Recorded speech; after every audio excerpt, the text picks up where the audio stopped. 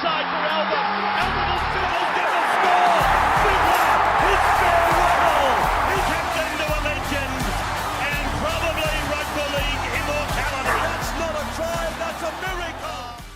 G'day guys, welcome back to the Take the Two podcast. Had a little hiatus last week off YouTube. The one and only Jamie Soward was away. Kathmandu was also away, which caused fucking havoc, but we got through it in the end. Obviously, this week's episode brought to you by Ned's Magic Round. It's going to be an enormous one. I'll be up there with myself, Tom, Eddie, and the great Jarrell Yao Yi. We've got a show that'll be live on Thursday night, just before the Women's Origin, so stay tuned for that. And then on Friday, I'll be getting around Caxton Street doing a bit of content, so if you see me around, come up and help. I think it's like a take on the guru in a bit of trivia quiz kind of thing, so I'm very excited for that. I love watching when you're with Tom and Eddie and people try and challenge you. Yeah, it's good because fun. it's men v boys. It is. All girls. That, depends We don't on discriminate here. No. I'll crush whoever in rugby league. YouTube question of the week: when do I get invited to some of these gigs? Because last week you're in last week you and Kat down at NFL. You said we're away. I thought, they must be doing footy. Nah, just down there doing NFL promos. And then this week it's Magic Round. Well, you should have You've done impressed at the Vegas. combine, mate. Well, We would have got drafted. Hello, Saints fan. No one cares about kickers, mate.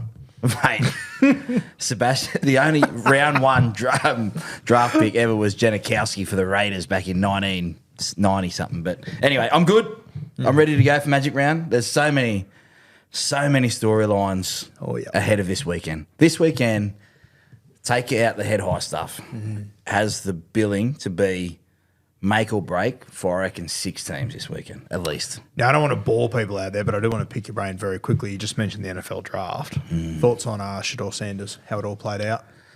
Been listening to a lot of commentary. We had our private party in the Centre of Excellence on Saturday night, and we talked about it. Me and Nick finished the evening by watching the top 20 picks until about 1 a.m. Yeah. on the TV here. It was fantastic. Loved it. I think there's been some unfair. I would look at it this way: people are talking about Deion Sanders and the impact he's had on Shador Sanders and the draft and all that kind of stuff. One thing we haven't talked about, or no one's talked about, is LeVar Ball was way worse in trying to get his sons into the NBA and accomplished way less. And I thought about it after our chats with your mate Nick the other night. He looks like Adam Peake. Shout out to Adam Peake. Self-promotion is, for us, it's out of character because we're Australian. For the Americans, it seemed like there was a little bit of collusion from the NFL teams to say, hey, just remember. Because if that was the NBA, I think LaMelo Ball went 1 or 2 and the other ball went 2. Yeah. So it just seems weird that a guy who is so talented and so high on everyone's board was able to fall that far and end up at one of the worst franchises. Shout out Chad Townsend and the Cleveland Browns. Yeah. Dog pack. Woo-hoo. They are in a world of hurt. Anyway, this is a footy show. Let's talk about rugby. I just, if you're, obviously it's not in the off season, but I'll tell you what, you people out there watching, get into your NFL. Get into it. It is the best. And that draft day is sensational. And next year I want an invite. I want to get drafted by the Saints. Well, are we? So you perform in college, mate? I was actually the one that invited Guru. Yeah, actually, so it actually is my fault. Yeah, I knew. Yeah, I wish Winston was here. Hey, Winston, we need you back, mate. Baby, come back. All right, let's get into our topics this week. Now, first one, we're going to talk about the Canberra Raiders. People are very high on them at the moment. They're doing good things, 2 big comebacks. I've got to tell you though, mate, it concerns me a little bit that they're not getting off the bus until 10 minutes before halftime because I think they're petrified of that Ricky spray coming. Bad habits. There's some good habits in there as well, but talk to me about what you're seeing with the Raiders at the moment. Firstly, they're winning. I think their resume has been understated about how much. Well, they've beaten the Broncos, they've beaten the Sharks. On the weekend, they've come back and beat the Dolphins, who I think potentially could be a top 8 team, and we'll know more about this weekend. I think we've underestimated how much travel and right now the coach of the year is Ricky Stewart. I know Cameron Ciraldo's up there, but it never goes to the team that finishes first. If you look at the start of the year where predictions were and where everything they were going to go through, how young they were, all that kind of stuff, they've been able to win games. I agree with you. I think that they've been too slow. I watched the Titans game. Geez, I was frustrated, to say the least, on how they played against that game and then how they played against the Dolphins in the opening stanza. What they are doing, though, is they're rectifying it very, very quickly. In a game that can get away from you, we're going to talk about in a minute, Dogs, Broncos. They've got away from the Dogs in a space of 15 minutes. Yep. Raiders just seem to find a way. It's like cliffhanger, Sylvester Stallone. They just keep holding on. Then they miraculously pull themselves back up. It's all off the back of, I think that they're going to miss Jamal Fogarty. I think that's a huge loss. Yep. I know they've got Ethan Sanders, but there's levels Experience at the moment. matters, yeah. And they seem to get on a bit of a roll when his kicking game is efficient and they have ball runners, not ball players. Tamale, Hudson Young, like they are even strange. They are not guys who are going to finesse you around. Could they? I think they'll make the 8. Could they win a grand final doing that?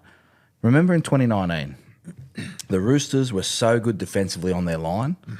The only teams that they struggled against were Manly and the Raiders. Because of that unorthodox flick it out the back, Jack White and running at you, drifting across field, taking you on, all that kind of stuff.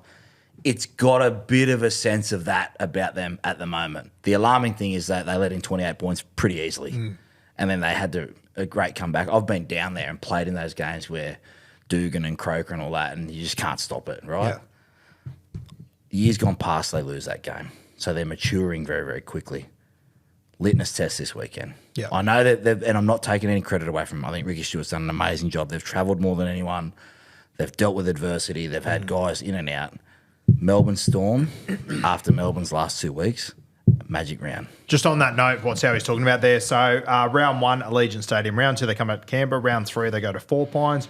Round 4, they went to North Queensland. Round 5, back in Canberra. Round 6, they went to Darwin. Then round 7, they went to the Gold Coast. Round 8, obviously back in Canberra. Now they're up to Brisbane again. So I would assume they've just about done more travelling than anyone, especially when you throw in Allegiant Stadium over there. Yeah, and 2 losses in a row. I think they lost to the Cowboys and Manly back-to-back weeks. Yeah. They have every excuse. If they were 1-6 right now, you'd be like, oh, well, the travel's caught up with them. Yep. We've seen Penrith come back and the travel be not an excuse, but obviously premiership winning, other teams have come back. I just think they've done an amazing job this year. And the Jamal Fogarty thing, we've seen teams that announce players going out this year. It's an absolute shit show. Yep. Raiders, Jamal's leaving. Thank you, Jamal. Business. Professionalism. Ricky Stewart controlling the narrative. I was there. You remember, this story broke about 3 or 4 months ago in the preseason, and it actually broke the night before the Ricky Stewart luncheon that he had in the preseason. Yep. I was there that day, and there was 6 players that showed up to it from the Raiders that drove up because they also had a trial the night after. So it was only the guys that weren't playing that came, but Fogarty was one of them. Mate, I was sitting there and I said to Timmy, I go, mate, if that news hadn't broken last night, you'd have no idea anything was going on here. Yeah. You know, like normally when you're in a room, you can sense something's happening. There was I reckon nothing. Sticks. I said to you a couple of weeks ago, I think I said on the pod, I'd love to be coached by Ricky Stewart right now as a mature person, knowing what I know. And I reckon he's evolved knowing what he knows after 20 odd years as a coach, right? But he's got something special down there with guys want to play for him. Yep. And he's recaptured that. And I reckon, to be fair, at times coaches lose that, but he's been able to work his way through it. They've got juniors coming through. Big decision on what they do now. I'm gonna throw something at you before we wrap this up.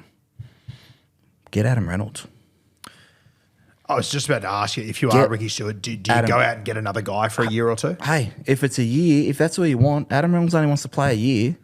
We'll give you $750 for a year, all right? But then that's all we can offer you. That's it. And who says no? Broncos can't fit him in at $750. Reynolds can come down there and kick and do everything that Fogarty does. He's an older head, so he's going to get along with Ricky Stewart. He's a halfback. He's going to be the all-time leading point scorer. Who says no? The Raiders should target Adam Reynolds, and that's no thing on Ethan Sanders or whoever they've got coming through. I just think for the development of those young guys down there, another elder guy who's been around, won premierships, could take them and get them consistency. Because if whatever they do this year, if they finish 6th, 5th, 4th, whatever, and they get to a prelim and then they go out, imagine next year with Adam Reynolds. Yeah, for sure. I hadn't thought about it. It's almost a like for like. Yeah, and you know what? I think it is a like for like, and I think people sleep on how good Jamal Fogarty is. Agree. I actually think the Manly Seagulls, I think they've done it in the worst fashion they possibly could. I don't think they've ended up in a terrible spot. I want to know how the Titans ever let Jamal Fogarty walk out the door, Mate, because they haven't had a halfback since. Nope. And they didn't really have one before that too. Wild. I look at what Jamal Fogarty's done in Canberra. Like, he's done a lot with a little. Imagine when he gets to the Manly Seagulls. That back line, he's finally got some strike around him. And he's got some forwards, bigger forwards, to be able to use as well. Olakawatu, Sipley, those guys. As I said, I think the Seagulls have handled this whole thing dreadfully, but I'm not going to say it's going to be better, but they're going to be a little bit different, and I think that'll make them dangerous next year. It's going to be. I want to see the dynamic between he and Luke Brooks. Fair, yeah. I want to see that dynamic first before I go all in on the Manly Seagulls next year, because I think there's some other teams that are going to reload. Yeah. But if I'm the Raiders, I say, Adam, come down. Don't let him leave without signing something. It's going to cost you a little bit extra because he loves Brisbane. He's settled in Brisbane. Yeah. But hey, for $750, the only thing that'll stop him. You're going to have to give him more than $750. Okay, personally. well, it's worth it. $850. If you only want one for a year, Broncos can't pay him $350 or $450. Yep. I just don't understand how they don't get him down there, at least for conversation. The only thing that'll stop him is if he wants to be a coach, Brisbane will offer him a deal for life, because what he's done up there. Want to be in Canberra. Yeah, that's right. If he doesn't, but other than that, I think go for it. Yep. No, completely fair. Next one, the Canterbury Bulldogs. Now, mate, we'll get to right and wrongs later in the show, but if I go through all my wrongs this week, we could be here. I could miss Magic Round if I went through them all, but probably the biggest one for me was Canterbury. We're at this event the other night, the NFL one you mentioned, mate. I got home, looked at the phone and just went, what the fuck has happened here? I thought they were morals to win that game. Well, that was me sending you text messages going, are you watching this? Oh, my God, I can't believe this. What is happening here? No. I think they just overcooked it. Yeah. I think it happens. Yeah, what does that mean? So there's games you circle throughout the year, and the Dragons Roosters one was a perfect is a perfect example of that. Anzac Day. But when you're winning at the start of the year, you have challenges within the season, and you have little blocks. And our block at the Dragons was we want to get 3 out of 4 every month, right? That consistency, because that gets you to a place where you've got maybe 6, 7 losses, throw in Origin, all that kind of stuff. But you get yourself in the top 4. That will get you in the top 4. Bulldogs have had a massive crowd on Easter Friday, 70,000, talk of the town, premiership favourites. Now you temper that back to Cameron Serrato coming in Monday. Everyone's packed their bags. We're up there for 2 weeks or whatever because we've got Magic Round after that. This is the test. Nah, we're flying high. And you can say what you like. Players, you can say, I didn't read the paper or I didn't. Hey, everyone knows. It'd be very hard to be a Bulldogs player right now and not understand the position you're in, that you can win a competition this year. Yep. And I say that dead set serious. They can win the comp. They go up to Brisbane, hostile environment. They're going to have to go on the road at some stage to get themselves either into a prelim or, if they're worst case, they lose first week of the finals and they have to go down to Melbourne or whatever. Yep. You go out there, all intentions, let's prove that we're the best. Instead of proving that you're the best and trying to go out there and show something, if you just stick to your systems, which is what they did in the second half, they won the second half easily. They came out, tried to shift the ball in the wet because that's how they had success against them last year. They weren't able to come up. They came up with an error. Reid Marnie comes out, misses a tackle, 6-0. Okay, everyone, take a breath. That's not the start we want. All of a sudden, penalty next set, ill-discipline. Simeon start to go. You start losing focus on what makes us so good. And what makes the Bulldogs so good is they don't beat themselves. We've said it on the podcast. They do not beat themselves. Now, in the space of 50 minutes, they beat themselves with ill-discipline and putting themselves under pressure. The other part I will say is, I said it last week, their attack still needs to evolve. It's nowhere near where it would need to be at the end of the year. They have sets there where they turn Burton back underneath and they don't have Connor Tracy at the back. And I said it to all the boys that came to our party on Saturday night. You need to have ways that if in a big game your halfback's getting shut down or Burton's not at his best, someone else has to take a short side. Someone else has to come up with a play. Because they don't have the halfback that swings on the ball the whole time, Sexton, where he dictates where Burton goes and then he's down a short side like Cherry Evans at Brooks, right? Then you throw in the fact that their kicking game, their short kicking game, I think can be so much more dangerous. If we talk about Zach Lomax and Parramatta, Stephen Crichton should get a kick at least 4 opportunities a game. They do not kick to him at all. They've had 2 7-tackle sets. They didn't handle the pressure of all that as well. They were too excited and too eager to prove that they're the best. Second half, Cameron Ciraldo settled them down, and they came out and they proved why they can win the comp this year. Do you think there'd be part of Cameron Ciraldo that would be low-key happy with how that played out the other night? Like just a little You never low-key happy. Yeah, you never low-key, you're never happy. Sorry, maybe happy isn't the right word, but if we look back at, in 3 months' time and, they've gone on to have a fantastic season, I think that'll be a half they'll look back and go, fuck, might have been a little blessing in disguise, just as a reminder that game. Well, we said about the Broncos and the Raiders. Yes. Yeah, Madge Maguire. I think Cameron Ciraldo would be upset at their ill discipline because when your team doesn't play well, you can cop that. And you can go, yep, we were working towards it. Maybe we tried something different, all that kind of stuff.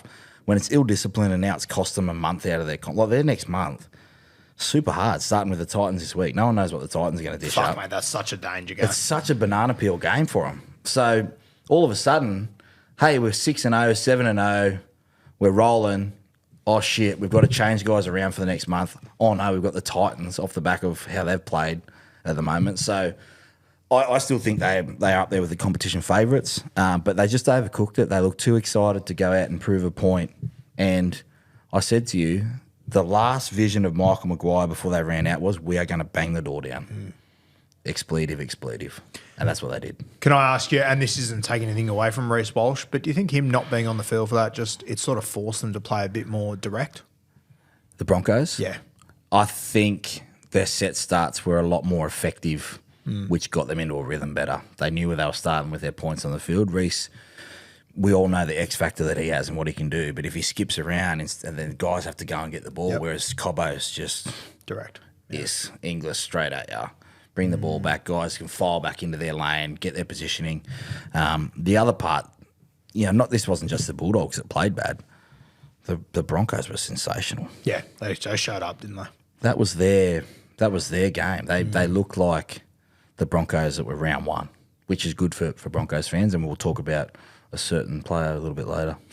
We certainly will. A little bit of a glaze off. Glaze That'd be a fest. glaze. I think the other thing with Canterbury the other night that I just think's worth, I think they were the first ones to walk into the room and go, fuck, this sim bin-a-thon. We're on here. They had 3 sim bins in the first 60 minutes. They should have had 5. Yeah, well, someone should have been sent off. Yeah. With all due respect. Yeah. So, mate, it's a weird game because I look at it, I go, fuck, Broncos were so impressive. But if the Broncos don't back it up this week, I don't give that many fucks, to be honest with you. They're the sort of side that can do incredibly well, then do dreadful the next week. And I look at Canterbury and go, it's been such a good 6 weeks that I don't know how much I read into one shocking half. So I think I'll look at this game more as a collective over the next 2 or 3 weeks for both sides. Well, if you're the Bulldogs, this is your statement game, not last week. This is the one where you should win, and you talk to Bulldogs fans and we're still on top of the ladder, and you are. But these are the banana peel games now, especially with so much change. Yeah, especially this game. You should win this. Yeah. Yeah. If you win it, no one cares. If you don't, though, it's carnage. Oh, yeah. So, 2 in a row. Wheels are starting to wobble. Yeah. All right, mate, let's talk. So, question of the week came from someone in the Roo crew asking about the best field goal kickers in the game. So, I've just written down a little list, and feel free to jump in whenever if you disagree with anyone. But I've got for each team their best field goal kicker, in my opinion, and then we're going to go through and give our top 5 field goal kickers in the comp. So, from the Roosters, I went with Sammy Walker. I don't think it's a strong point for the Sydney Roosters, field goal kicking. Is there anyone else on that side that you'd throw up there? No. Probably would be Sam Teddy Walker. would probably have a go, but Sam should be the guy. I'm pretty sure. Can I just say, I haven't seen your list, and this is dead set serious. If they're out of 17, if there is not 15 guys that wear the number 7 or 6, I'm going to be disappointed. Okay, because brace yourself for disappointment. Okay. South Sydney, I think Latrell's the guy there. Yeah. Cowboys, I think Drinky's the guy there. Which, yeah. And Drinky's only become the guy because Val Holmes isn't there anymore. Yeah. Dragons is Val. Why are there not 7 and 6s that understand field goals? Bulldogs is Burton, at least. Yep. And I reckon I think Sexton would Well, I was about to say, I reckon the next one would probably be Stephen Crichton. He's hit a few. Yep. Broncos, you obviously got Adam Reynolds. We'll talk about him later. Warriors, from what I've seen, I think it's Metcalf. Yeah, I think Harris Tavita may have kicked 1 or 2 in his career, potentially. I reckon if Tomato Martin's in the side, it's probably him. Yeah, he's kicked one. I think Metcalf's probably the guy in there. Actually, I'll tell you what, if Tanner Boyd was in the side, it's him in a heartbeat, in my opinion. What's doing there? Well, mate, I think the Waz Cup is killing it. He's doing well, Tanner Boyd, but I mean, I think when I left Vegas anyway, I thought, fuck, we might see Tanner Boyd in the next fortnight, but like Can he not be on the bench at 9? I know they're third. But mate, Wade Egan's going so good as well, and he's staying conscious for the first time in his career. So I agree with you. I love Tanner Boyd. I thought it was such an astute signing when they got him, but you can't fix what's not broken at the moment. We digress. Yeah. Next one, I have got the Dolphins, which is I would love to say Isaiah Cartel, but I still think it's Isako for me. I still think when those moments come, they call him in. Yeah. Geez, Titans was hard. I went Jaden Campbell, but I don't. It's probably Phil Sammy. Could be Brian Kelly for all I fucking know. But I'd like to think it's Jaden Campbell. I guess if Foz is there, probably. But even That's Foz, bad they don't have one. Yeah. Yes. Well, they don't want to pick Foz in the team either. So read into that what you will. The Tigers we saw the other night. Fuck knows. I think it's Dewey, but wouldn't be in my top 10 on this list. Adam Dewey. No, that setup the other night was not great. Yeah, disaster. For the Eels, you got Moses and Lomax. I think in a clutch moment, I would still rather Moses personally, but Lomax. I think it's you'll Moses. argue. I love Lowie, and he strikes a ball. I've said that many times, but if it's easier with Moses in the, I think they could have a setup. Yeah, they're probably the strongest where both those guys could hit it. I think there's an argument too of like who hits a drop kick better, but then who would I just rather in the moment? And that's Mitch Moses for me. Yeah, Lowie hit that one. I hits him fucking well, but just I think over a long period of time, Is he going to start goal kicking again, Moses, or will it be Lomax? I think it'll be Lomax when he's back in. Yeah. But I know what your thoughts are, but like my big argument in the preseason was after I score a try, I want Mitch Moses back with the team. If he's the best goal kicker by a mile, sure.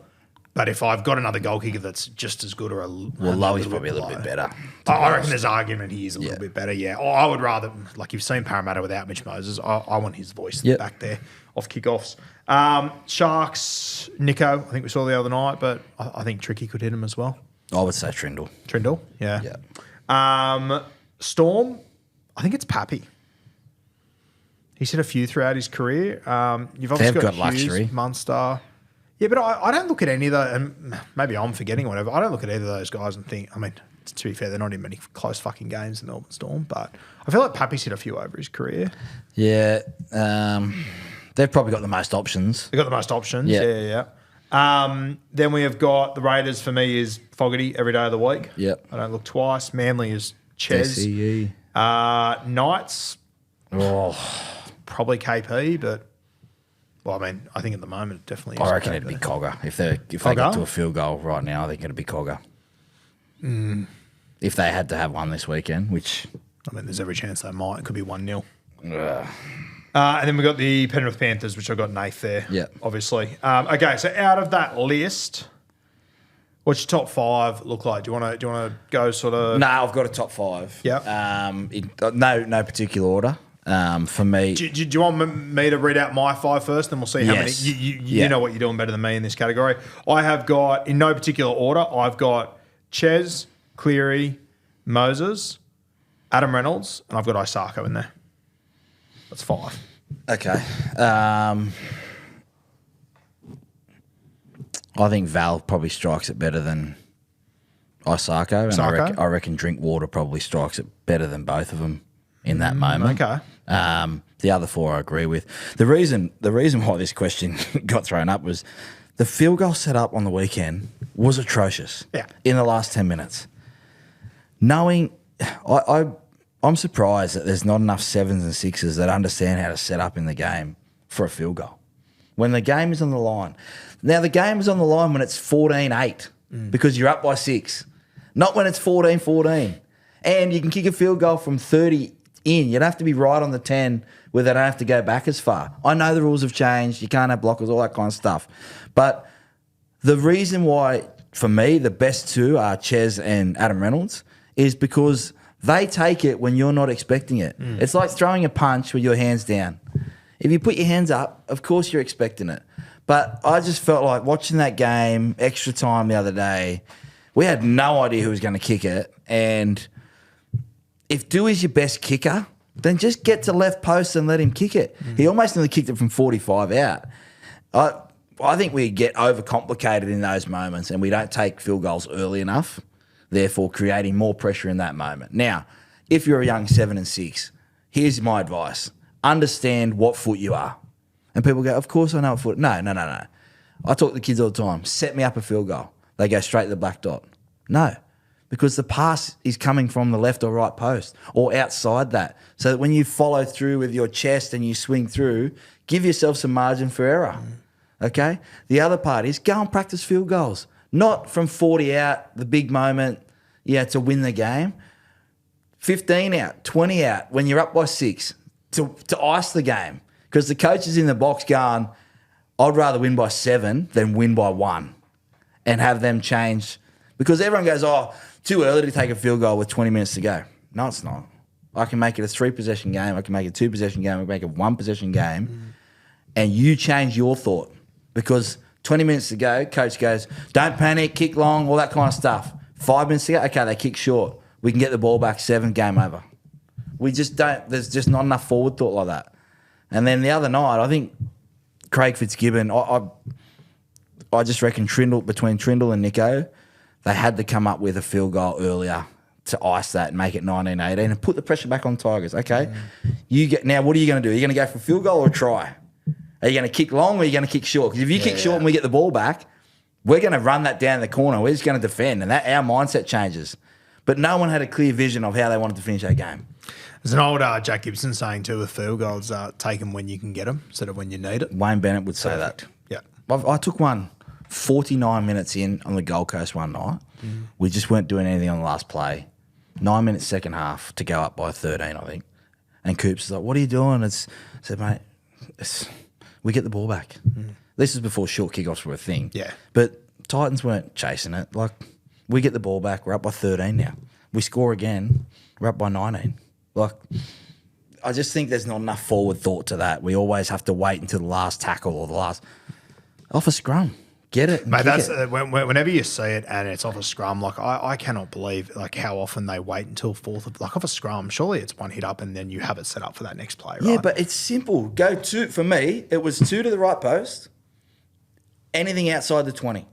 If you go over the 20, we may have to readjust. There may have to be a turn play, whatever, when we're at the Penrith Panthers. But other than that, everyone knows. Just get there. Why was it over the 20 for you?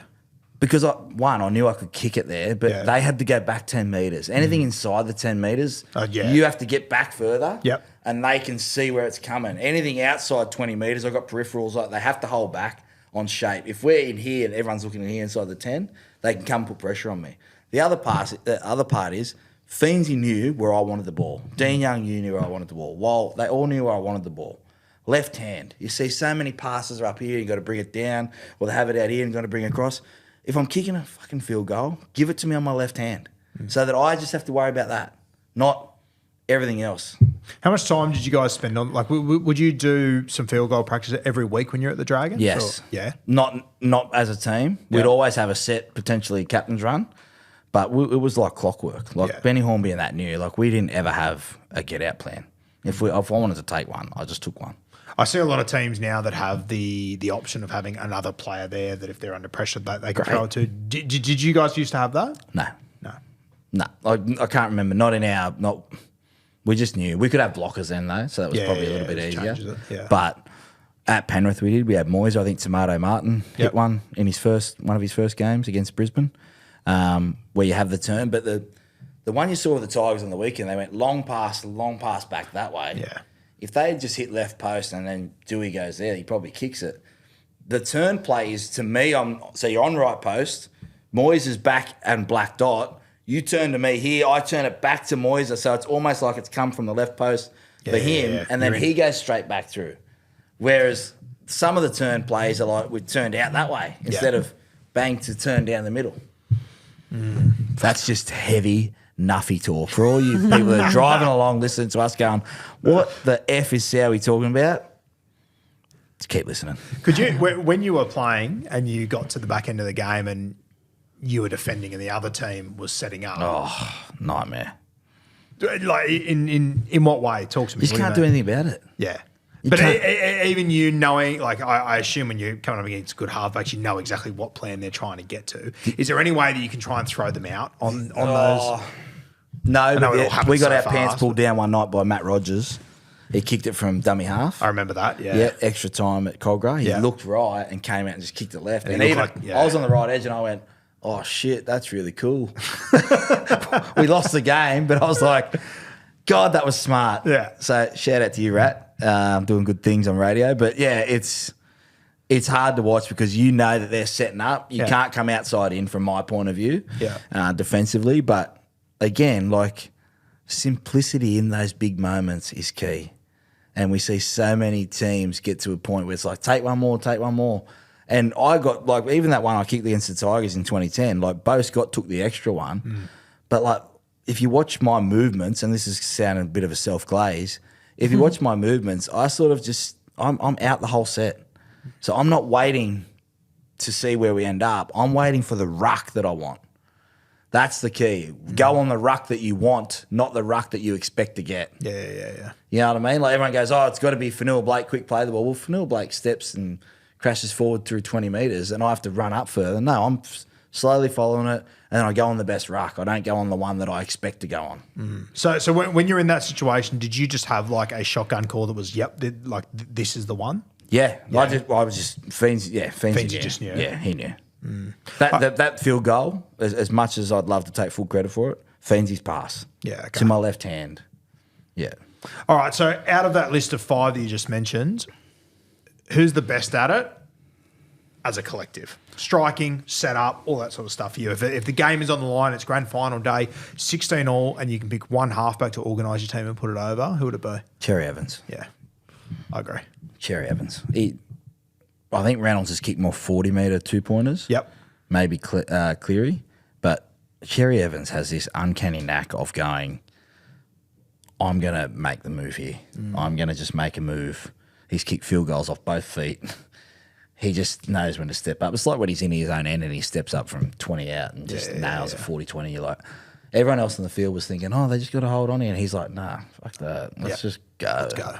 So for me, Cherry Evans. Yeah, I like that. Now, one other name you mentioned there was Adam Reynolds, mate. Let's kick off the glaze first. Mate, though I mentioned on Bloke this week, that kick that he put in for Dean Mariner, I think it was, in the pissing rain, just a piece of art, an absolute piece of art. I love that shit. And I know you're a sick puppy. You love that shit more than God, most. it was a proper glaze watching that, wasn't it? Just a Krispy Kreme glaze Blood in fest. it, One, to be able to back your skill in those moments Yep. is just a full glaze. To put it on someone's chest in the wet 2 times, one off a set play, the other time was off an offload. And just to react, the reaction to back your skill. That kind of stuff you practice at training, but you get set scenarios. And if you look at the Montoya, the first one off the offload, he was looking out the back all the time. So he's gone up thinking it's going to be an offload, and Reynolds has gone bang, put pants down, try. The set play was even better because they were defending so tight on that left edge with Sherry and also Montoya that was obviously something that he's gone, hey, Mads, just rewind that for a second. Oh, yeah, they do stand tight on that side. Hey, when I call this, give me an early ball. Mariner, stay wide. I'm going to hit you in the chest. Yeah. And Dean's like this. Oh, I'm going to get my name in the paper this week. Beautiful. And Payne Haas goes, do I get a try assist for that because I pass it to you? And Reynolds just goes, boys, just, hit me. Now, I could be wrong and I could be talking out of my arse here, but when I was watching that, it did remind me of, I think you had a similar try assist against the Warriors over there with Nightingale one day. Yeah. Was it like same sort of call, same sort of sitch? Or? We'd set up for that. So Manu was coming up and in a little bit off Darius. And it becomes off what you know. Like I reckon the Bulldogs potentially prepared for Reece Walsh shape with Cobbo instead of hold a little bit wider in the wet. And again, one-on-one tackles. They didn't man up on that left edge, but Nighty would stay wide. It was a shift from the left-hand side. I think it was a horrible pass from Ben Hornby, shout out. Picked it up off the half volley and put it on. But we'd had a plan that we were going to try and get to that side at some stage. Yeah. Now, you need everything. For a kick over the top like that, you need everything to work right. I think the best exponent of it is obviously Reynolds. I think Sam Walker's got a bit of that in him. Yep. Where he can just spot you just enough just to come up. And it comes down to timing, but also study. I don't know if there's enough young halves that are studying that stuff because it's out the back. Guess what? If you're out the back, someone's flying up it. And I reckon that's part of Dom Young on that edge, why potentially he had some troubles, is because he's flying up, looking at the ball, trying to stop out the back. Well, you're susceptible to the kick. Yeah. We just don't see it enough because people go, oh, second guess, don't trust, 7 tackles, guess what? Catch it on the full try time. Yeah. I never forget, first time I had Jacko Hastings on the pod, I don't know if you remember his debut was against Melbourne. Yep. Most South. No, his debut was against South. It was a few weeks later. He was playing Melbourne. It was like a semi-final thing. He was a young kid, and he had the ball at one point, and the right side was open. He had Sean Kenny Dow out there, and it was a long pass to him, and he kicked instead, and all the commentators fucking gave it to him. And me at that age, I sort of went, why don't you just pass the ball, you hero, blah, blah. But then talking to Jacko, he just went, if I can kick to his chest, why the fuck wouldn't I? Yeah.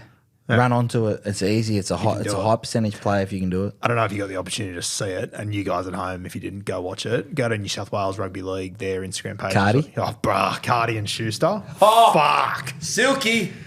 That's a mini glaze. That's a mini donut glaze. That's like, is that a helium football or not? It was fucking perfection, both of them. That Cardi, when Cardi does that I shit, seen man. I seen that, and I was like, God, that's good. For a back rower, name me another back rower in the world that could do that. No. And just be so nonchalant with it. Cardi's got the ball in his right hand. He palms on it. He looks at the flick. Then he goes, oh, no, fuck. I'll just drop it on the top of that pin in the corner. Yeah. Freak. Silky. Some of the touches by Schuster in that game too. I Is think he a late inclusion this week? Well, I've heard that Jack White is going to be ruled out. So, mate, he could be the 6. If he is the 6, that is the nail in the Dodd. I was going to say, I don't want to beat up on the young kid, but that's a tough brutal. carry. Yeah. That's Brookvale 08 coming off your own line. Mad-Eye just flying outside in. Yeah. Shoulder charge. Yeah. That's when shoulder charges are allowed too, kids. You'll never know. Fuck, you'll never He know. folded me one night. Oh, my God. Late as. Shout out Steve Mad-Eye, but I'd pass the ball just on one of those little shit gammon drops. Yeah. And he just... Remember that, I want to say the 2011 grand final, him and Inu just went at each other Yes. for like the whole 80 minutes. They just barreled each other like 3 or 4 times. If you... Shoulder charge error. Ugh. What was the biggest one you ever copped shoulder charge for? Jack White in 2015. I Mate, spent we the were night talking in about Jack hospital. White before. We were at the South game the other night. Yeah. Kat was saying just how much she loves watching Jack live. And I'm like, mate, he just plays for blood and I fucking love it. He is so good. I've probably underestimated Jack's versatility throughout his career. Like, he won a Dally M, and I've always respected him as a person and as a player, but the way that he can just adapt to right centre, left centre, like kids go, I play left centre. No, Jack White just plays. Just plays. That's what I love about him. And he and Joe Gray competed their asses off last week, as did all of South Sydney. But if he's out this week, that's a huge loss against the Newcastle side. Yeah. All right. We get into our tips for this week, mate. We should. Magic round. You been up to one before? No, I haven't. Still waiting for the invite. Next year I think you'll have to come up, mate. I love Vegas, but give me Magic Round every day of the week. Okay. Well, we've got to raise some funds. Sally, it's not too late if you want to share a bed with Guru. Shan't be sharing a bed. You'd be so lucky, mate. Oh, please. You'd be so fucking lucky. There'd be just drumsticks everywhere. Half-eaten zingers. It won't be Pepsi half Max eaten, one don't worry side, about that. Pepsi the other. Some Krispy Kremes. Next year. I'll make the effort next year. Still be drumsticks. We'll have to get you up there next year. Sensational. Okay, let's do where we were right and wrong last week. I think I might have got -1 out of 8 last week. I had a fucking shocker. I think the Tigers was the only thing I potentially maybe got right. You guys will know in the comments though if I didn't. Fucking give it to me. What'd you get right? I think you got a few. Yeah, I got a couple right. I got the Roosters right on Anzac Day. Yeah, nice. I did not. I got the Cowboys right against the Titans, although that was, we watched it here at CBA Centre of Excellence, and it was a nightmare to watch. Far from excellence. And I got the Raiders right. Sharks wrong. Sharks, is that...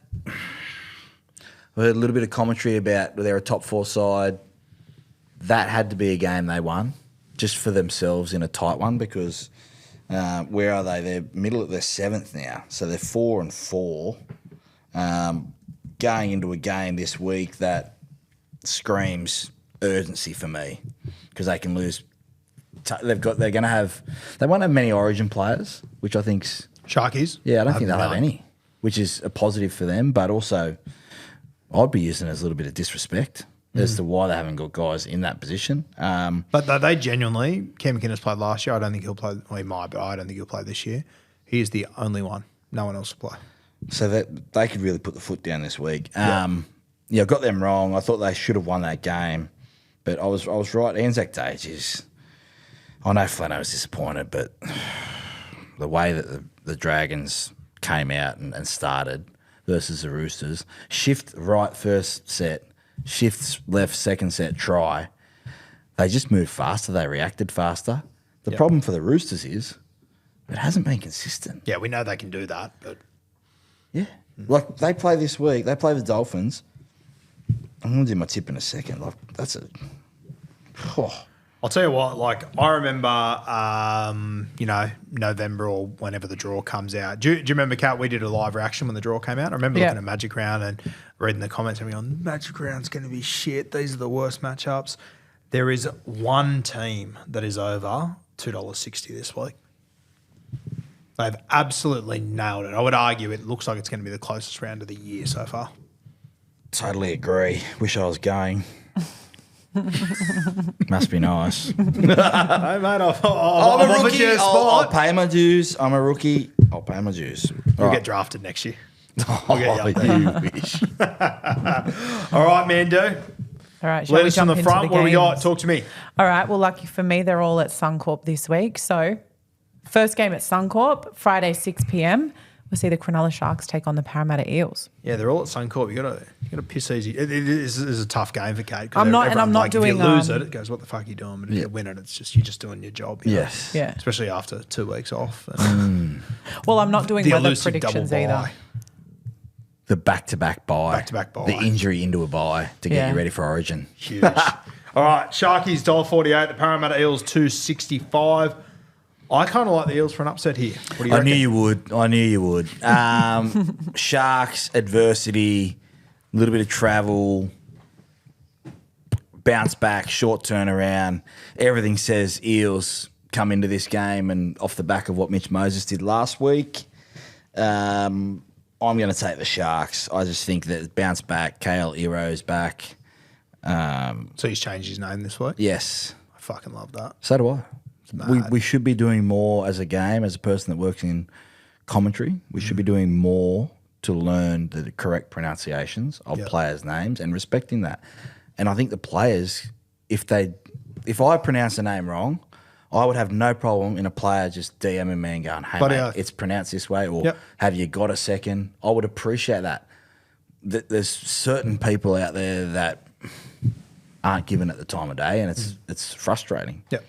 But I've got the Sharks. I agree with you, mate, especially on the players DM. I've had 2 players DM me and say, hey, mate, you're pronouncing wrong. It's blah, blah. It's like fucking fantastic. Great. It's a result we want to get. Yeah. Unreal. I'm not going to be offended. I would rather not in the slightest. No. I would rather I'm know. offended if I'm offending you. Yes. Which is what I don't want to do. Yeah, I agree. Sharks for me. Yeah, I'm going to say, give me the Parramatta Eels with the start there. I like that, but I reckon they're a serious chance of an upset anyway.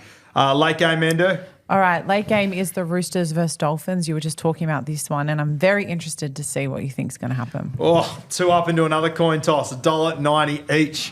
The Chooks and the Finn. I tell you what, I'm just going to do the opposite of you. So balls in your court. I was waiting for you to pick first, and I was going to do the opposite of you. I tell you what, on 3, let's give our tip. Oh, I like this. Wait, well, you can't count. You can. Cat's got to count. I'll count Okay, you sweet. in. All right, I'm gonna do the wide, so we'll see you both at the same time. Yeah, sweet. Are you ready? 1, 2, 3. Roosters. Gun. Mad. Nice. I've tipped them every week, I think. I know, that's what fills on me this with show. confidence. It's fantastic. Sorry, Isaiah Katoa. God, I'm a huge fan of you. I just want to spend an hour just picking his brain about what he sees out there. He's playing so good at the moment. If the Dolphins win, I'll probably be happy because I'm such a big Katoa fan, bit of a glaze. But the Roosters, I've got to reward what they did last week. I think Sandon Smith, they had a big win up there a couple of weeks ago. It will feel natural to them. They're the home team. I just think they can carry on and build what they built last week. Yeah, I'll start rewarding the Roosters for last week when it's the last 2 weeks. Okay. Last 3 That's weeks. fair enough. I'm on the fin at the moment. Super Saturday, Amanda. Super Saturday starts with the Rabbitohs versus the Knights. Very interested to see what this Rabbitohs side ends up looking like. Wow, South Sydney are out to $2 a night to the favourites. Jackie Boy Whiten. I would suggest they were favourites yesterday, so I would suggest that means Jack Whiten is out of this one. I'm still going to take South Sydney. I think with Jai Gray at fullback, I think they will. I think they'll still find a way to win this, and I just have no faith in the Knights' attack at the moment whatsoever. The Knights will pull one out of their arse in the next few weeks, and we'll get interested. But I'm going to take the Bunnies. What are you doing? Taking the Bunnies. What I saw last week was effort. A tough environment. They fell 8 points short. If they have some bit better kicking game first half, bit more pressure in terms of what they were doing with the ball, I think they could. And no injuries, by the way. I think they could have won that game. Yeah. Big week for Bud Sullivan. I'm just really happy that Wayne's got a hold of him and has been able to let him play a little bit. I think this could be a week where you see Bud Sullivan potentially arrive in the NRL in terms of full timer. Yep. And I love the Jai Gray back to fullback. I think that's the best way they line up. That back line with Latrell Mitchell, Jack White and centres, Campbell Graham one wing, Tass or Munro fully fit, and the other side Walker, Sullivan or Humphreys eventually. Yep. That can get you a lot of wins. Yep. I got the Bunnies. Question for you on this game. It's probably a long shot. Kalen Ponga in the last 4 weeks, 4 losses obviously, no try assists. I think he's had 1 line break. I think he's broke about 5 tackles. I told you how to fix it weeks ago. I'm not asking you how to fix it, mate. I'm asking you. Going up against Jai Gray. If we get 4 weeks down the track and KP, the Knights haven't won a game of football, attacking-wise, there's nothing doing here. Is he an automatic in the Queensland side still? Kalen Ponga? Yeah. Yes. Without a doubt? Without a doubt. Okay. There's no doubt in my mind that Kalen Ponga will be the fullback for Queensland. Okay. Sweet. 5:30 game cut. 5:30 p.m. we see the New Zealand Warriors taking on the North Queensland Cowboys.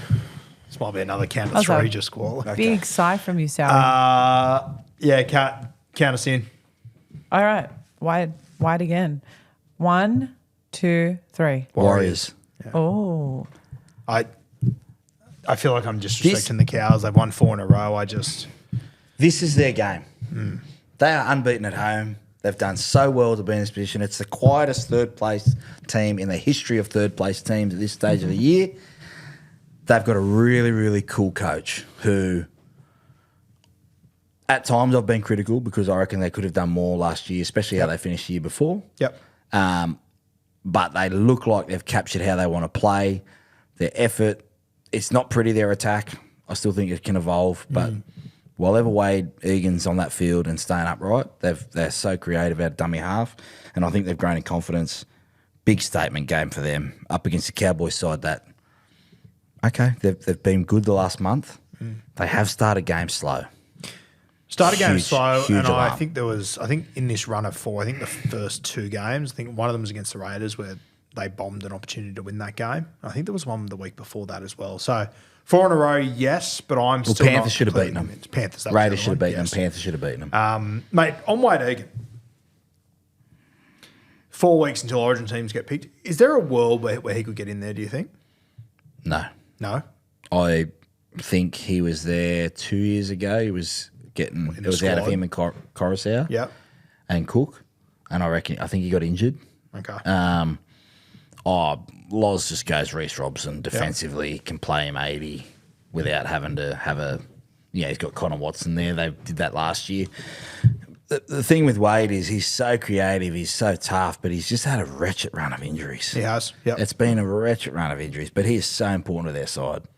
So if he was to go out in this game and get the better of Reece Robson out there and then be injury-free for the next 4 weeks, you still don't think he's too much of a long shot still? Personally, I think he is too much of a long shot. I'm just like, I think he is the form hooker of the comp right now. Yeah, agree. I think that there's things, I don't know, but from my point of view, Origin's picked on. Yes, it's picked on form right now, but there has to be some sort of, like the KP thing. You're not picking him on form right now. You're picking him on what he's done in that arena. Yep. And there's guys that carry that weight. And Reece Robson has not played a bad game for New South Wales. Yep. So he will be the number 9. Yeah, very fair. Yeah, I'm really looking forward to that one. I think as well for the Warriors, mate. I believe it was last year. They went up there. They took on the Panthers. I think they were like $8 or $9 to win that game, and they managed to get home with it. Tamari Martin special. Yeah, the Tomato Martin special. There was 3 or 4 guys in that Warrior side that I walked past them on the Sunday morning.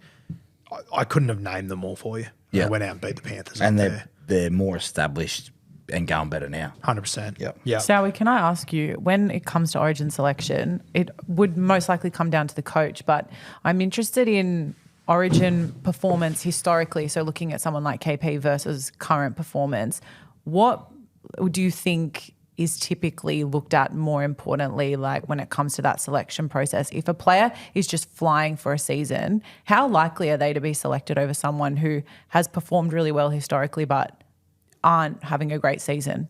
I think, great question. I think you go with tried and tested. I remember when I made Origin in 2011, I thought I was ready in 2010. Yep. The old rule, you had to have 2 seasons, plus you had to have a final series where you've dominated or been a part of a successful side. And for me, KP's done that, and he's shown that in those big moments in Origin, he's been able to come up with those plays. So I think that there'd be a conversation between Billy Slater and Daly Cherry Evans about who do you want at fullback.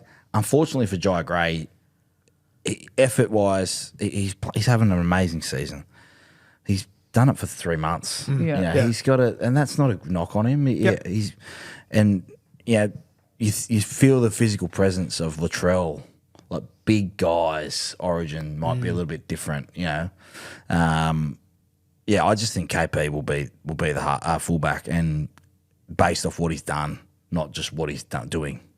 How long would Jai Gray have to perform at this level for him to be a serious Origin contender? It's not a criticism for wanting someone to have a good year and back it up with another good year, for sure, and be knocking on the door. There's no. It's like this rush for 18-year-olds to play first grade because Nathan Cleary did at 18. He's made it unfair for everyone, and they go, "Oh, I'm playing reserve grade. I want to play 20s because it's on TV." Fuck, are you serious? Yeah. Well, what happened to just plying your craft and just being the best you can be for your team week in, week out, without any having to play Origin or having to do this? Like, if Jai Gray finishes in the top 10 Dally M this year, and then next year Wayne Bennett goes, mate, you're going to be our fullback full time, that is better than an Origin jersey for him because he was out of the side and he's had to move Latrell to centre. I think a really good point with Jai Gray that you've brought up last few weeks as well is that he's played those 40, 50 games of reserve grade. Yeah. And that's... If the longevity of the NRL, it has to be a national reserve grade competition. Has to be. Align yourself with clubs so that the 20 clubs can you can just follow your team around, and you can call a guy up on game day if you have to. There's no different days or resting guys out, and you can get some consistency in that. What it teaches you is 2 parts. Playing reserve grade, you have to be really, really selfish, but you have to realise that you're still part of a team because you're trying to get yourself back into first grade. But the hard part is when you're warming up at Henson Park and there's 300 people there, and it's cold as on a day where the first grade team's lost, but you got to focus on not on what you're doing to get yourself back in the team, but the team winning and doing yourself of the guys that play part time and train and work all week and work all day and come in.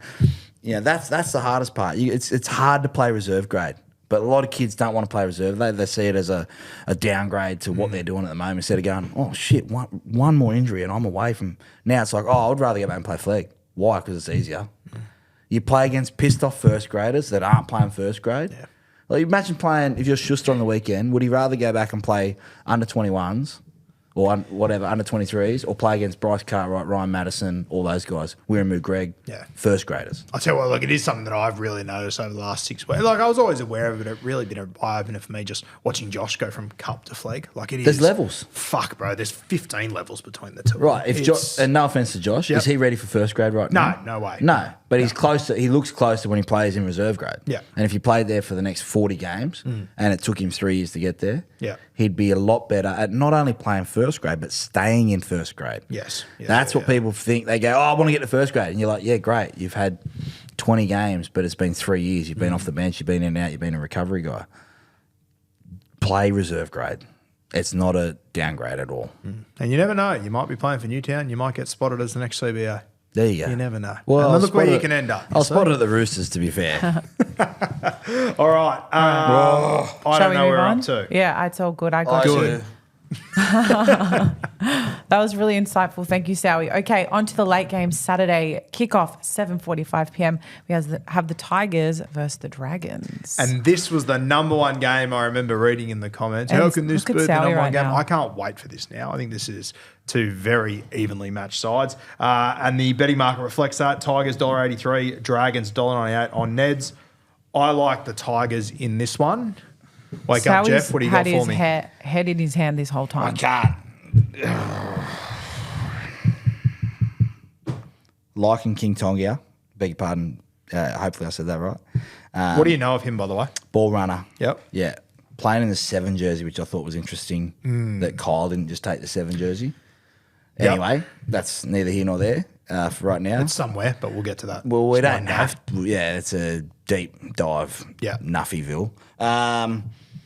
Look, Tigers' emotion last week, should go up and win this game if they're fair income. They've got, if you list the top 5 players, they've got probably 3 of them. Yep. Interesting to note that Shane Flanagan's gone to that younger forward pack. Hamish Stewart starting at 13. I like I that. pointed this out to Timmy this week. And I said that to you probably a month ago. Mate, it was more than a month ago. It was round 1. He was named off the bench, and I said to you, "What were your thoughts?" And you said, "Oh, he's not the exact player, but I think you said like for like of the way he plays is a bit like Isaiah Yeo." Yeah. But I saw him in that 13, and mate, when I saw him in the 13, I thought, "Oh, Jack DeBella must be suspended." Then I noticed he was on the bench. Very interesting. Yeah, the thing that goes in the Dragons' favour is that Shane Flanagan's had a very good record in getting the message across to his guys, and they bounce back. I wonder what that takes out of him. Terrell May, buy of the year. Just give it to him already, and give him the Origin jersey as well. I'm going to take the Dragons. I just think there's a bounce back factor there. I haven't heard anything at all. Wouldn't be surprised if there's another little change, if maybe Loco Pacifica Tonga gets a call up in the next week or so. Yeah, it I wouldn't think he's surprise very, me very either. close. Yeah. He's got that different shape off the bench. I think there's a couple of older guys forward pack that may be under a little bit of pressure Yep. with this next crop coming through, and you can see that already with Egan starting, Hamish Stewart at 13, Clemmer against his old club. I'll just go the Dragons. Yeah, and I've pointed out on Bloke before too, but there's some more youngsters coming through this club like Halangahu, and they lost Latu last week. That's a I huge don't know how they loss. lost that. Yeah, He's that's, such a gun. You don't want to put anyone down. Like, he is so good. Yeah. I read articles that Flano When was I first pissed joined off. the He should be Dragons, pissed Kyle off. Stanley, I was working on the boys' side. Yeah. And Kyle Stanley walked up to me and he pointed out Jacob Halangahu, Yeah. Loco, Yep. Dylan Egan. He spoke about Dylan Egan. And the one that he was most excited about was Fanau Latu. Big loss. Have you seen Halangahu play much? Saw him play the SG ball where he dominated. I think he's not far off either. He's No, a bit. mate, he he's can't got that play. Paul Gallen Mate, style he was body. like coming through the grades. He's like every time he gets man of the match in a big game or a player of the competition, you realise he's a year young still. Yeah. Like he's just done it a year above Yeah. the entire way through. I don't think and he's he'd be- handled cup just fine too. I don't think he'd be far off either. I agree. Dragons for me. Tigers for me. Sunday, Cat. All right, Sunday, another game you've spoken a lot about, so you're going to have to pick one. The Titans versus the Bulldogs kick off at 1:50 p.m. Titans $3.90 on Neds. Canterbury Bulldogs at $1.26. Am I crazy for looking at $3.90? Yes. Mate, the Titans, and this is nothing but vibe and vibe alone, the Titans, they look dreadful, and then every month or two they have that game where you go, oh, fuck, there's a football club here. They've got Tino, they've got Mo, they've got these guys. I just wonder if the Bulldogs with their changes, magic round, I don't know. I think there's a chance of an upset here. You all Canterbury? Yes. Isn't it wild? Like lock if, me in. If the Titans beat the Bulldogs this week, like they're only at $3.90, it might be in the top 5 upsets of the year, and it's insane. It might be in the top 3.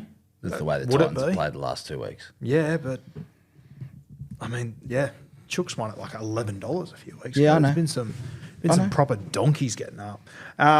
Yeah. I Just think, all right. Here. Give me 5 seconds to change your mind. Yeah, go. Bulldogs went down to Cronulla without Burton, without Kickout, beat the Cronulla Sharks at Shark Park. Bailey Hayward, you spoke about Selwyn Cobbo, Reece Walsh. What changes with their attack? Bailey Hayward, ball distributor, doesn't need the ball. Burton needs the ball a little bit. Yep. Don't be surprised if that left edge with Kickout and co. They pulled the Sharks' pants down that night. That left edge with Hayward there. Yep. I reckon that's going to happen again. Give me the Titans with the 12.5 start. Okay. I've got I like that chat though. I've got Bronson Cherry in my multi of the week, so I like that. Fuck, I love Canterbury at the moment when they turn him under and he comes back against the grain.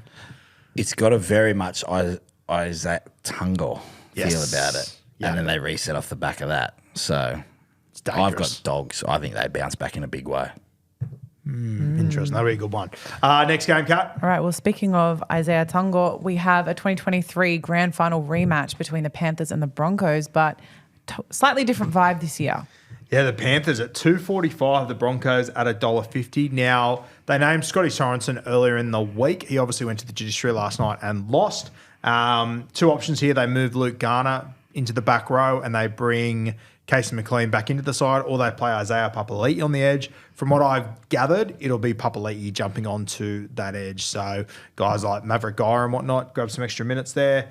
I think it's Suncorp, mate, with Payne Haas, Pat Carrigan, those boys ripping and tearing. I'd actually be stoked to be wrong, to be honest with you, but I think the Broncos win this one too. What do you reckon? Broncos for me. Trent Talau off the bench. Not sure. I can't make sense of I that. can't don't make sense get of it. that either, unless you were going to move Blaze to the centres late, Luke Garner back row, and he comes on and plays 6. But that seems like a lot of messing around on their edges that haven't been solid this year. Broncos for me. Is Schneider injured or is he just not like? Mate, the other one, and I think he got injured, mate. I think did, he got okay. split last week. He might have been a he did HIA. get split. You're right, actually. Yeah. But yeah, I just think the Broncos, Cobbo, he could be in for a big afternoon. Is Dane Laurie on the extended for Yes. Penrith? Well, he hasn't been named in Cup. Keep an eye on him to come in too. Okay. All Little right. scoop for you there. Take us away, Kat. Last game of Game of the Magic round. Game of the round. Storm versus the Canberra Raiders. Now, I Oh. can tell you where I'll be about 6 o'clock before you even start with your odds for Neds. Talk to me. 3 to 4, maybe 5 beers deep, Yeah, Reg Grundy. packet of chips. Footy shorts. The Panthers don't one's believe still the Panthers one's still fit. Ask my wife. I don't believe that either. They do. They're a bit tight, but they still fit. What's your chip flavour? Oh, I Actually, give me brand first. What do Kettles. you yeah, nice. Are you a sweet chili? no. Okay. I roomed with Craig Fitzgibbon once, and we went to the night before you go and get your snacks. Yeah. And I walked down the aisle and I picked chicken Smith's crisps. Yeah. And he said, "What else are you getting?" And I went, "Oh, do I have to get another pack?" He said, "Well, that's the most boring pack you could ever get." So I've graduated. I've grown up. Thanks, Fitzy. There's only one chip at the moment. So it's kettle. Kettles. Are we like a honey soy guy? Tell me it's not original. It's not cardboard. Oh, you fucking sick. Avocado, sea salt. Sorry. Avocado oil and sea salt. Have you tasted it? I haven't. And here's a tip for I everyone on haven't. YouTube right now. Put them in the fridge 3 hours before you're going to eat them. If you don't eat the whole packet, keep them in the fridge, keeps them fresher longer. Thank me later. You should have stayed at the Roosters, No. mate. Thank me later. I'm telling you, actually- avocado oil. Try it this week. But also the chips in the fridge thing. Yes. It's a bit of a hack, and I've noticed it's quite polarizing. I've got friends Polarizing? No. Who wants to eat stale Sowie. chips? Sowie, if you look, this is happening right now. If you bring this up, a lot of people disagree with chips in the fridge. But I actually don't think get it it. works. What, do you prefer them cold? Is that They stay really stay fresh. right? Try it this week. Do yourself a favour. Go and get a bag of avocado oil, sea salt, Kettles chips. Put them in the fridge at about 2 o'clock. 6 o'clock, pull them out for the Storm Raiders game and just thank me next week. What colour are those chips? What colour are them? What, They're Avocado green oil. down the Green. middle Yeah. with like the black sides. Yeah. It's the avocado oil. That's the healthiest potato chip you can get. So they're fried in avocado oil. Yes. Okay. Thank me. YouTube comments. Jump on. I Yeah. won't care because I don't read it. But Oh, he reads them, don't worry. Oh, please. I read the He'll be Instagram reading ones. them, don't worry. There's a couple of nuffies there that are glazing each Rocks other him that to shouldn't sleep be. at night. He'll be there. Speaking of kettle chips, do you remember the Whistler? Yes. Remember those ads back in the early 2000s? Do you remember those, Kat? Yeah, well, I'm Some more. of the ads have gotten so they're shit. so Yeah. shit now. We had a really good chat Remember about the- it even today remember the about the Mortein? battery wars. Remember when they used to Yeah. do the Duracell Oh, and the Energizer true. and they'd take the piss out of each other on ads? The best one that was the spider on Louis the the wall. Fly. The spider on the wall, and they'd Yeah. hit him with the thong, and he'd go, "Oh yeah." And they'd go, "Mortein." He'd go, "Ah!" He'd scream off. Anyway, back to get the odds. What are the odds? Melbourne are at $1.48 on Neds. The Raiders are at $2.65. I'm going to go Melbourne. I'm not confident though. I'll go Melbourne because the styles make fights. Melbourne, if they jump out to a lead, now people go, well, Dolphins 16-2. And I go, yeah, okay. Lesson learnt, all right? The only thing I think could help the Raiders is the weather and the pitch. 8 games being played on it. That could bring Hudson Young, special, Tommy Starling zipping around the ruck. No Harry Grant yet. I am going to take the Raiders. The more I think about it, the more. If you put Harry Grant in this side on that It's track, Melbourne. yeah. But the track, they've returfed it. I get that. I'm going to take the Raiders. But I am concerned that if Melbourne score first, I could be eating the avocado oil chips alone. Big 10 days for the Raiders. Melbourne this week, Canterbury next week. Huge. If you're going to win it, you got to beat all of them. Yep, exactly right. How good. All right, now, my Neds multiplay of the week, which if you've been following along, you're actually doing okay this year. We've hit, I think, 3 over $15. We're doing well this year. Our play of the week this week is going to be for Magic Round. I've got Moses to put Josh Adokar over at $2. I have got Nawanga Nitawase for the Chooks, $1.83 against the Finn. Jai Gray moving back to fullback, $2.45. I think that value is unreal. And Bronson Cherry, we spoke about him before, $2.20. You're getting $19.72 on Neds. That's on the Guru profile. You can go check that out. Now on Thursday night before the women's game, myself, Tom, Eddie, and Gerard will be on. I think it'll be a Hello Sport YouTube, might be on Guru YouTube. Wait and see. Keep an eye on socials, but we'll have a little preview show, and we'll be doing the pots this weekend on Magic Round. So there'll be Friday night, Saturday night, Sunday night. You guys can all buy in there on the Neds app. I think I'm controlling Friday night, and then one of the boys will have Saturday, the other one will have Sunday. Do you know what the pots are? No. Oh, they're good fun. Everyone pulls in. We put the bets on first, so everyone's riding it together. All the dribblers on the that's good same fun. wave. It's good time. So I'll be in control Friday night. I'll be at the Caxton doing some hideous things. So if you are there, come and say hello. Very keen to see you all. Anything else from you, mate? No, Glaze watch this week. Isaiah Cartel for me. A big game against the Roosters. A potential. You had the CBAs. I might have the potential Glazes. I like that. Hugo Savala. Just He a goes big, up there. Yeah, he's a potential glazer. Reynolds, big game against Cleary. There's a couple of big Glaze match-offs this week. Big old Glaze Talangi. Glaze How you going, responsible. Kate? You all done? I'm all done. All done. I'm excited All for good. Magic Round. Sorry, Yeah, Sowie. I want to flight tomorrow morning. Would be great to have you there next year. I'll have to get you up there. Look after yourselves, you influencers up there, all right? I want to see lots and lots of responsible content. You know you're an influencer too now. No, I'm not. Yeah, you are. I'm just a podcaster. You're an influencer. I'm not an my influencer, friend. mate. You're an influencer. Until I'm up there doing live shows and raking in the big bickies like you, I'm a podcaster. You're an influencer already, I'm telling you. All right. That'll do us. Thanks for joining us once again, guys. We will be back next week, same time. You're away next week. We're working out what we're going to do there. Yeah, I'm away on a work trip, so we'll give the people... We'll let you know. We'll let you know what we're going to do Stay there. tuned. Stay tuned. Yeah, plenty to come.